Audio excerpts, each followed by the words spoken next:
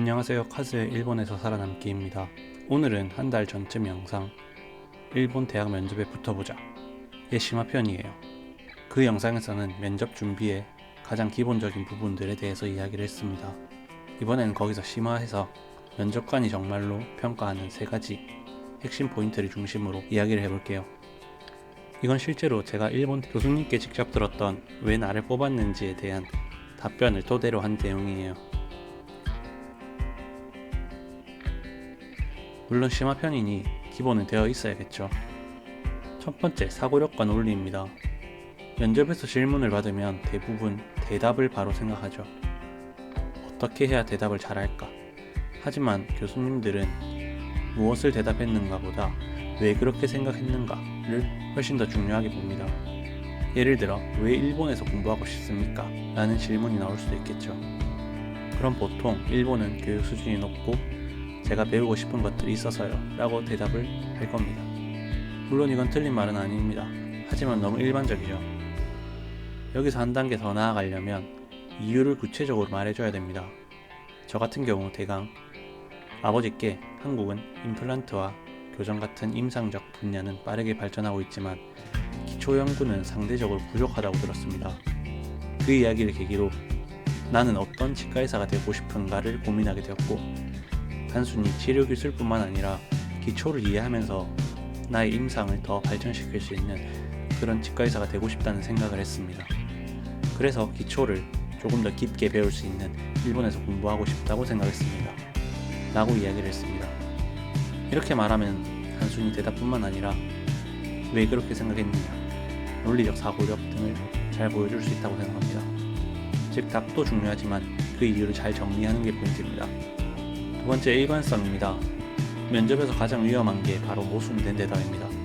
앞에서는 일본 문화에 관심이 많다라고 해놓고 뒤에서는 졸업 후엔 한국에서 일하고 싶다 라고 말하면은 교수들은 그럼 왜 일본에서 공부를 하지? 라는 생각을 할 수도 있습니다.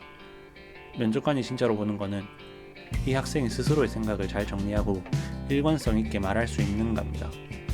예를 들어, 일본의 의료 시스템을 배우고 싶다 라고 말을 했으면 졸업 후에는 일본 대학교에서 임상 경험을 쌓고 싶다라고 연결하는 게 자연스럽겠죠. 앞뒤 내용이 연결되면 훨씬 설득력이 생깁니다. 세 번째, 미래는 구체적으로입니다. 면접 후반부에는 꽤 높은 확률로 졸업 후에는 어떤 일을 하고 싶습니까? 혹은 10년 후에 자기 모습을 생각해 본 적 있나? 라는 질문이 나올 겁니다. 이건 단순히 미래에 어떤 거를 하고 싶냐라는 게 아니라 당신의 목표를 구체적으로 세우고 있나? 를 보는 겁니다. 예를 들어, 졸업 후엔 일본에서 취직하고 싶습니다 라고 하면 너무 빈약하겠죠.